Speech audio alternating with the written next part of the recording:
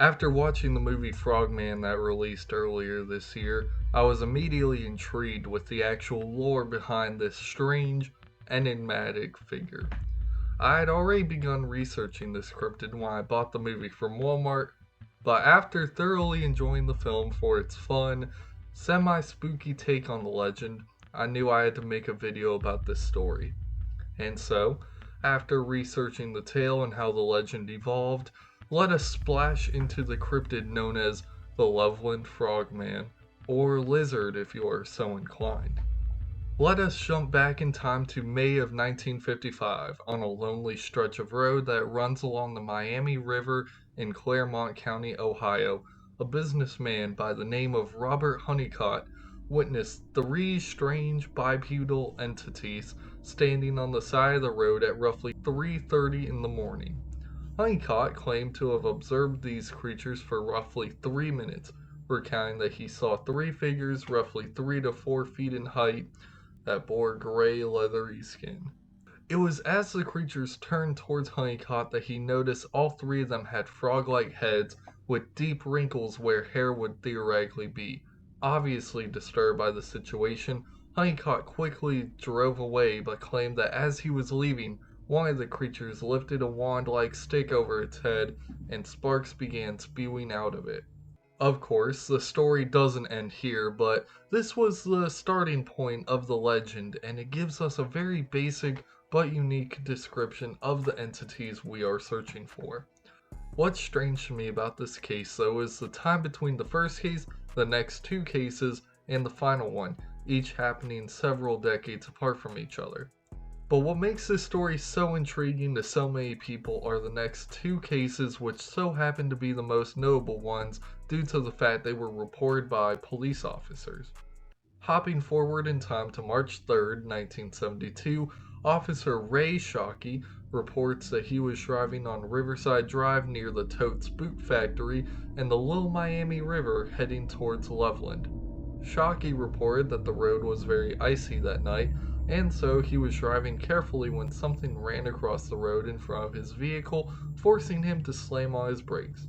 Upon looking at the creature, Shockey saw an entity similar to Honeycutt's description of the Frogman.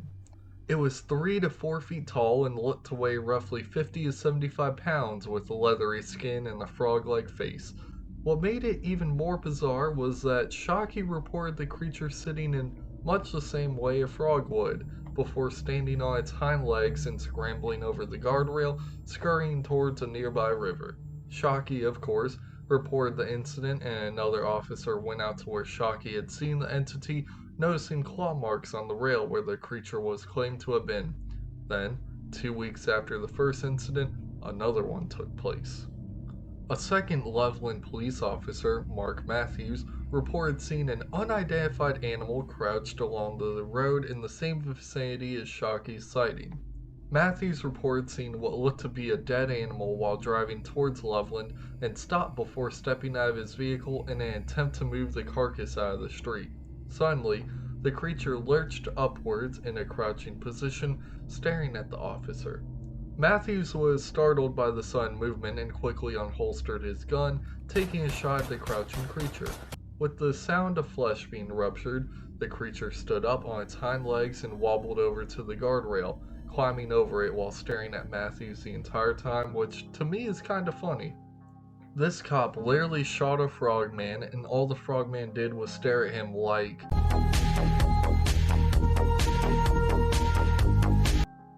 and then proceeded to walk away. The visual in my head is really goofy, and I like this story because it gives the frogman a personality beyond just a strange creature found in the woods. I don't really know how to explain it, but I just find this specific report to be really endearing.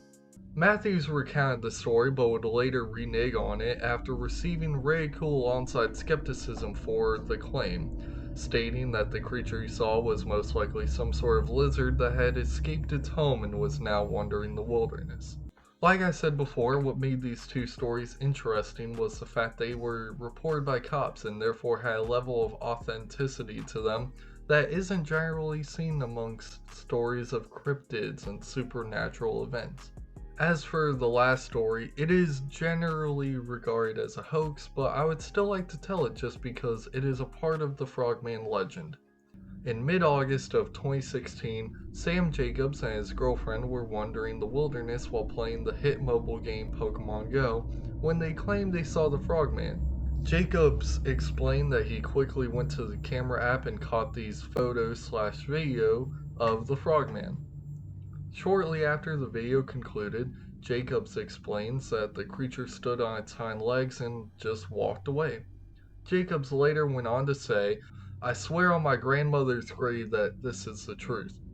Many people speculate the video and the photos are a hoax due to how dark and grainy the footage is, and at around the same time period, Mark Matthews called a reporter to renege on the story as I explained before.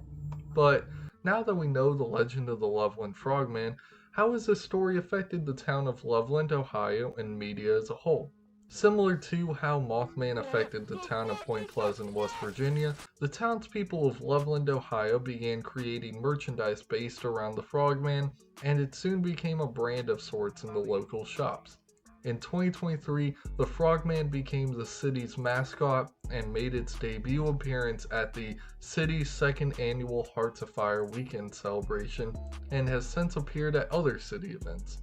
In terms of media, the Loveland Frogman has appeared in several cryptozoological books and makes an appearance in James Renner's science fiction/mystery novel, The Man from Primrose Lane.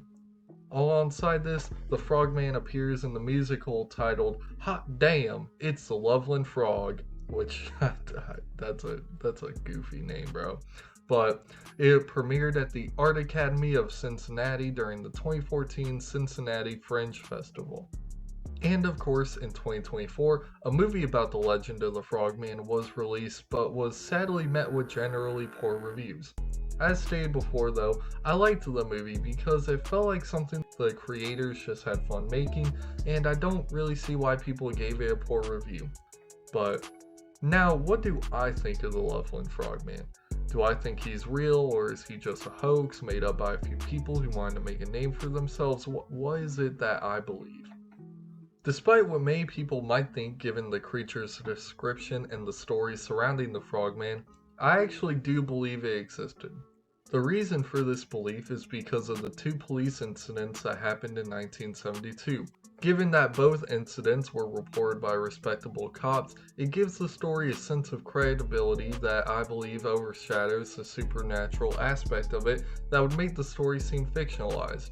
And I know several people will point out that Matthews reneged on his report and stated that it was a large lizard of sorts, but I would like to point out that it seems as though he was pressured into doing it due to the skepticism and criticism he received after reporting the incident. And it is within my belief that the story itself is true, it's just that under the circumstances, Matthews had to change his story in order to save face and save his reputation.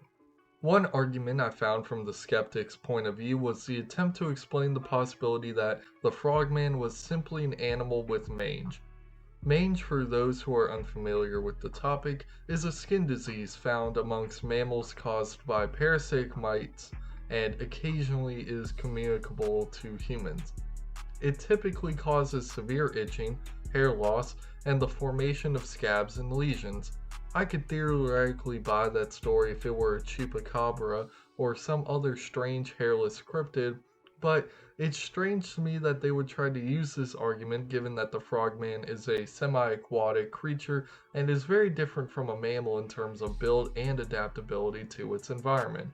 The idea that two police officers would mistake an animal with mange for the same creature with the same details is absurd to me, to say the least. And also, I like to believe that the wand seen in Honeycutt's case was actually just some stick the Frogman found on the ground and gave it magical properties. That being why it was able to produce sparks. That has nothing really to do with my belief of the Frogman, that's more so just if the Frogman was real is something that I would find really cool and endearing. I wonder if the Frogman, though, was just as amazed as Honeycutt was with the creation of the sparks from within the wand. I don't know, but you should tell me what you think in the comments below. thank you all for the recent support on the Bear Kingdom Marble Falls video, and even more so on the Sandown Clown video. It really means a lot, and I hope you all have a great rest of your day, night, morning, afternoon, whatever time it is, and I will see you all in the next one.